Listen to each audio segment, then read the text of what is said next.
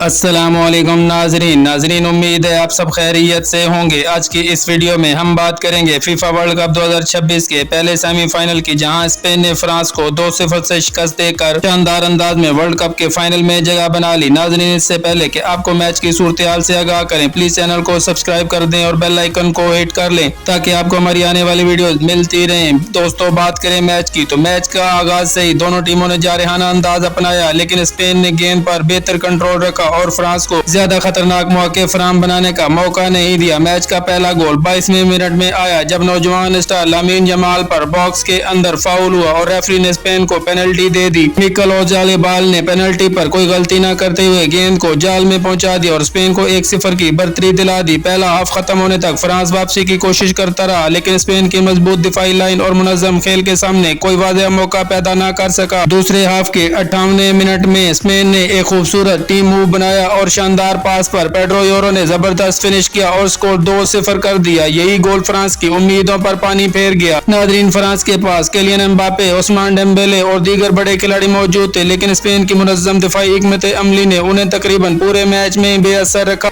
Spain ने इस tournament में अपनी बेहतरीन दिफाई कारकर्दगी भी बरकरार रखी। इस फतह के साथ स्पेन फीफा वर्ल्ड कप 2026 के फाइनल में पहुंच गया, जहां वो अर्जेंटीना और इंग्लैंड के दूसरे सेमीफाइनल के फाते का इंतजार करेगा। दूसरी जानिब फ्रांस अब तीसरे नंबर के मैच की तैयारी करेगा। दोस्तों, आपके ख्याल में फाइनल में स्पेन का मुकाबला किस टीम से होगा, अर्जेंटीना या इंग्लैंड? अपनी कीमती राय का इज़हार कमेंट सेक्शन में जरूर कीजिएगा। अगर वीडियो पसंद आए तो इसे लाइक करें, शेयर करें और चैनल को सब्सक्राइब करके बेल आइकन को हिट करें, क्योंकि हम आपके लिए फीफा वर्ल्ड कप 2026 की हर बड़ी खबर, हर मैच का तजिया और ताज़ा तरीन अपडेट सबसे पहले लेकर आते हैं। अगली वीडियो तक के लिए खुदा।